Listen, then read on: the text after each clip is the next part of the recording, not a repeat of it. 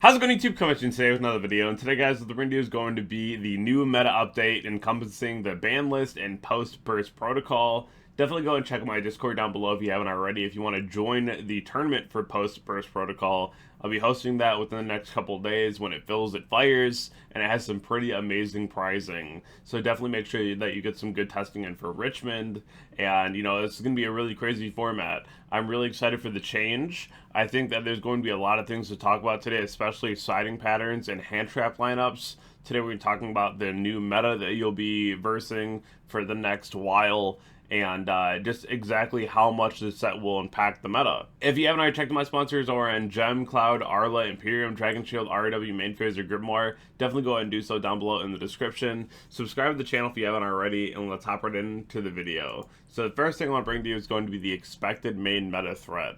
So, we have Radiant Typhoon, which is going to be a deck that you will see. Again, Crochet is a very good card. Make sure you have things like Bell and Mourner for this card so you can snipe it in the draw phase, and your opponent doesn't get to double add and really get their engine going, right? Because especially even being able to just generically add a Pot of Greed is pretty crazy. And that's only if they don't need the engine, right? Because they can just grab, like, Chant.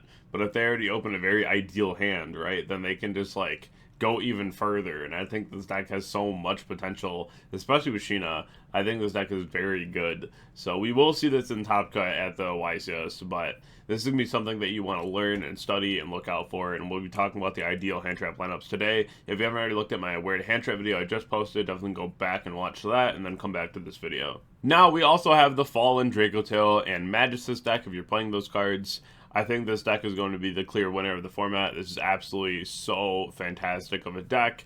It's just so good, and something that we're going to be seeing quite often right now, alongside locks that don't even include Sanctifier, right? You're using the Fallen and Virtuous after your Grang Dump. So definitely a lot of very crazy things that I'm expecting for this deck, and it's going to be the #1 overall deck. And then some kind of Mitsu slap is going to end up being the other deck in the format, I'm sure. Now for the star interaction of the format, and you really want to make sure that you're running Ogre right now, is Ogre on Dark Dragon. This is so crucial. The card is like Purple Nightfall. You don't have to banish it for cost. You have to banish it for effect. So when they go to activate the effect, you Ogre it, and it's going to be a very rough time for your opponent. This is a crazy interaction, and you want to make sure that you have this in your deck moving forward. Now, as for an ideal hand trap lineup, if you're going with a 12 hand trap setup, it's going to be 3 Ash, 3 Fua, 2 Ogre, 2 Droll, 2 Bell. If you want to go up to 15, and you have the access to play things like Impulse, play Impulse. If you can't play Impulse, play Mourner. And I think that this is going to be the most ideal for the format. 2 Droll should just be there regardless. Bell is for Radiant Typhoon and Dracotail. Ogre is for quite a few things right now, including VS hitting the field spell, and then what I just showed you, and it's for a couple other instances that if you watch my Where to Hand Trap, you'll be able to see. And then obviously Fua and Ash are going to be stable 3-0s no matter what. Now let's talk about some options for a sideboard. The first one being Perulia. This is really good into the Radiant Typhoon deck and to Vanquish Soul. So this is something that you want to make sure is a 3 on your side. It's a common now, very affordable, right? So this is something that you want to make sure that you have in your side as a 3 of. You're maining Fua, you're siding Perulia. Perulia will be very relevant in this format and something that you want to be on. Now, as for Double Cyclone over here, this is really good into Dracotail specifically, but it's still really worth the play, because when they flip Flame on you, you can target the card that they're targeting with Flame, and then like their Sting or another card they have set right, and then you can blow up the card they targeted and their other card, and then your card that was targeted by Flame will no longer be affected by the Flame because the Flame has not lost its target. So therefore, Cyclone is going to be really good against the best deck in the room, and it's the card that you definitely want to make sure is in your sideboard, especially if you're a deck that relies on spells, or even post side you're playing like Lightning Storm or a Duster, right? And then you can guarantee that that goes through. Now, in your side, I do recommend some kind of Bestial or DD Crow, because in the Dracotail deck, they are dumping the Archlord Krishna or like Invader of Darkness with Grang Wignall, and in the draw phase, they're going to go Fallen Virtuous, Revive, and like have you under a no summon lock, right, or a no quick play lock, depending on what they want to go with. So you want to make sure that you have an answer in your sideboard to not be able to get messed up by this. If you're playing Droplet, that works too. But I do recommend playing something like the Bestials or DD Crow, because Droplet is still susceptible to things like Flame, so you need to open up a very specific hand, which isn't the best. So definitely something to keep in mind as well. The really cool thing, though, about Crown, and I know this card is not budget friendly, is that, yes, you might not be able to, like, OTK your opponent because of Crown, but if you have Crown in your deck, you can clear the rest of the board after you crown, like, a Kristia, and then your opponent's locked onto their own Kristia. You just don't get them the option to be able to, like, crash it, right? But then your opponent just auto-loses. So this is another pro reason on why Crown is such a crazy card, because if somebody wants to lock you, that's cool. I'm gonna let you keep it. I'm gonna clear everything else, and when it gets back to you, you can't play the game under your own lock. Now, moving over to Evenly, the reason why I really like Evenly is because Evenly, like, pseudo outs Crown. Because if your opponent has a board and you think that they have, like, a Crown set, right, you can Evenly them, and they're left with a very awkward choice. Either they crown one of their monsters and they're only going to keep that monster, or they keep something else like a back row card that they really want, right? And if they're getting rid of their whole board just to have a monster that's crowned on their board, sure, right? I'm going to set up my full board, doesn't matter.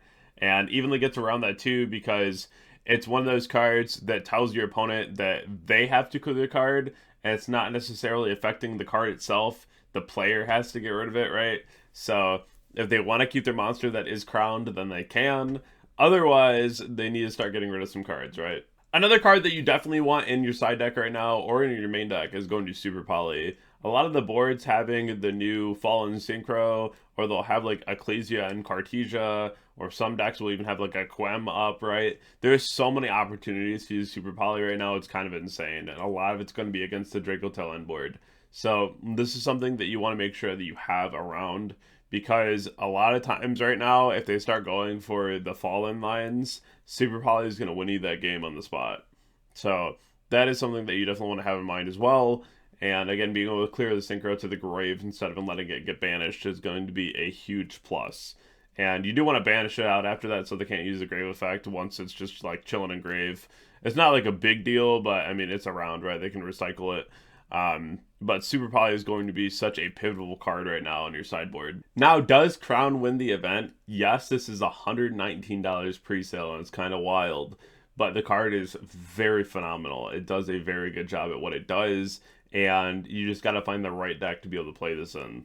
I saw some whispers about playing this going second in the K9 Memento deck, because you can OTK with the Memento cards attacking directly, which is pretty cool.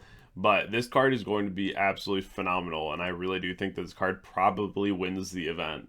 So we'll definitely have to wait and see, but this card is something else. Just even the Kristia example I just gave you, like, this card is going to be broken. Now, hands down, if you can, you should. If you have Die 5 potential or D-Ground potential in your deck, you should be playing these cards. These cards will win you the day. Especially the fact that you can't special summon the Fallen out of your hand under these because it has to send a grave. It's gonna be rough. These cards are absolutely fantastic, and they are going to answer the best decks in the room, no problem. So if you can run these, you really should. Now, are you playing on a budget? Let me tell you, you have some really crazy options to you right now. The first one is just talking about the fact that we have Runic cards again. Without the threat of playing against something like Malice and giving them an advantage, without Droll being at 3, Lancia is no longer inside decks.